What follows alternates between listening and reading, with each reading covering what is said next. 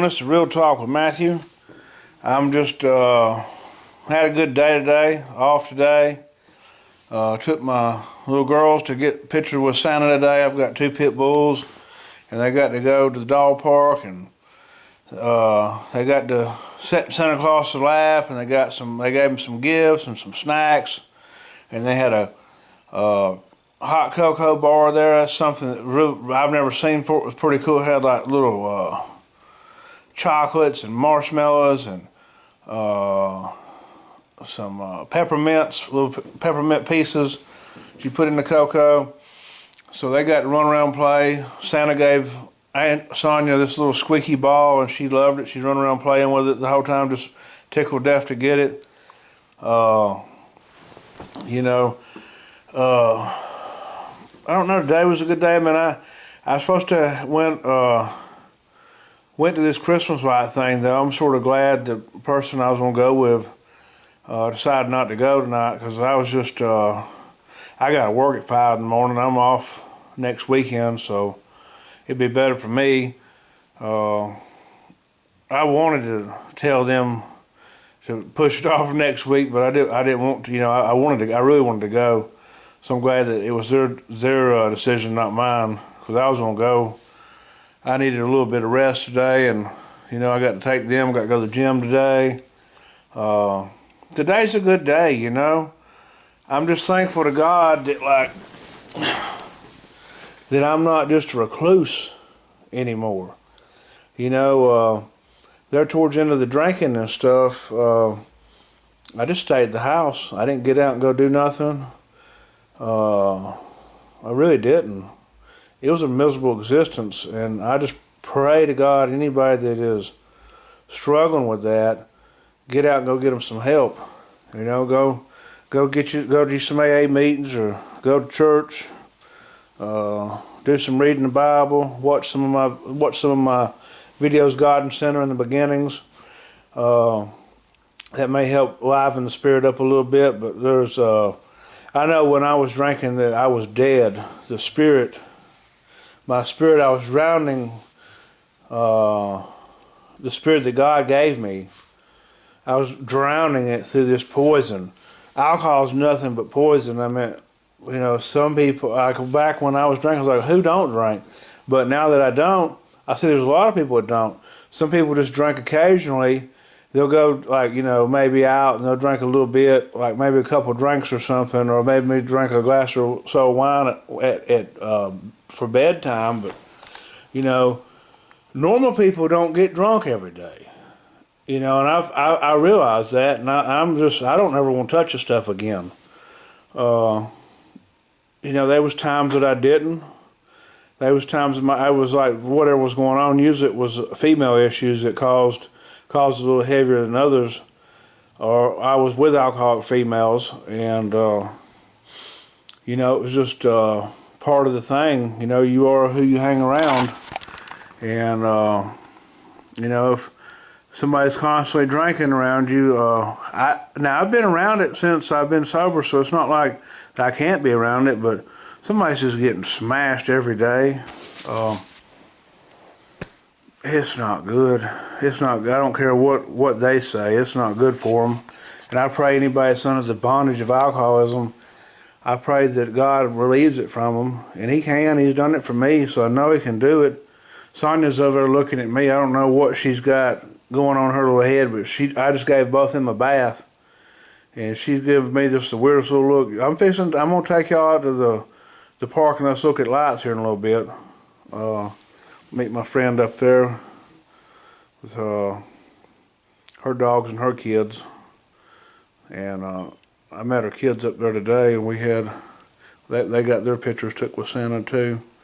It's I don't know, the dogs had a good time. I think Angel's over tired. She might not make this trip. She may just, I think that the Santa trip, and then I got them in the car and rode them to the grocery store a while ago, and gave them a bath. I think they both sort of wore out now, but I'm gonna get Sonia to at least go with me.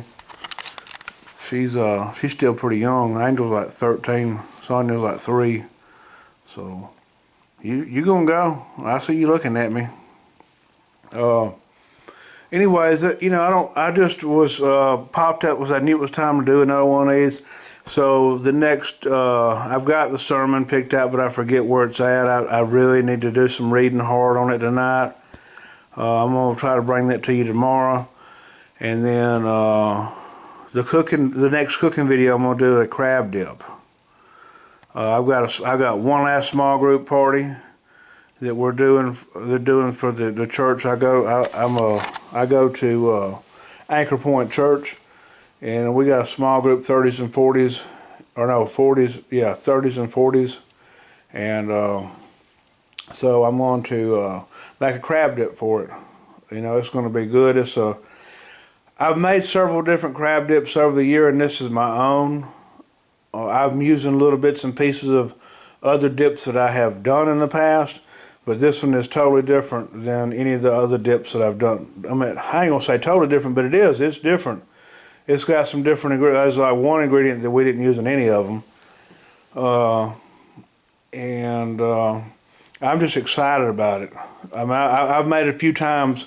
I came up with it the other day when I was at the hospital. I had to do a crab dip. I think the CFO wanted some crab dip for her crab dip and pita chips. I couldn't find no pita chips at Winn-Dixie.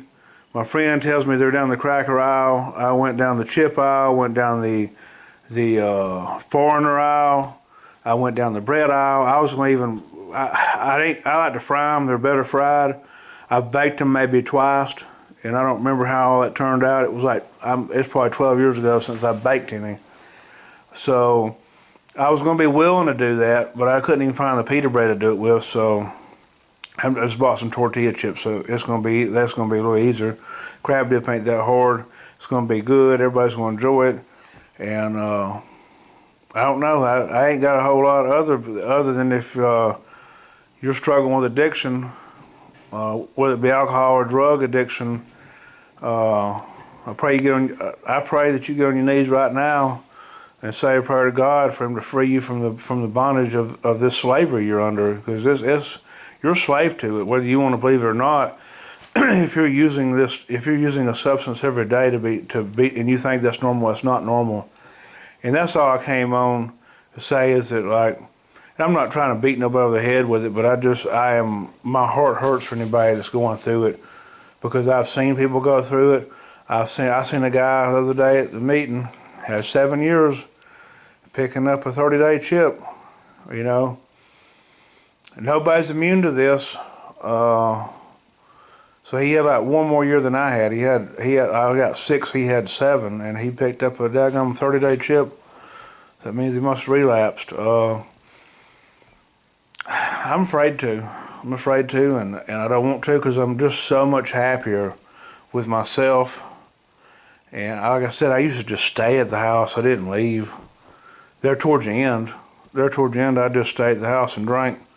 And I didn't go and do nothing fun. Man, since I've been sober, I did so much fun stuff, and I don't stay in the house much. I've got to lock myself in this house for a whole day and do nothing but cleaning is what I need to do.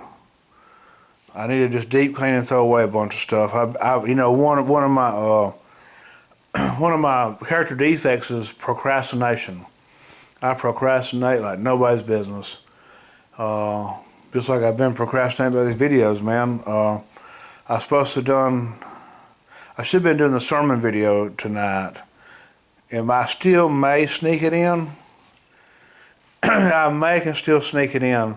But I was like, at least I can do the easy video. The hardest one's the cooking video. I don't know.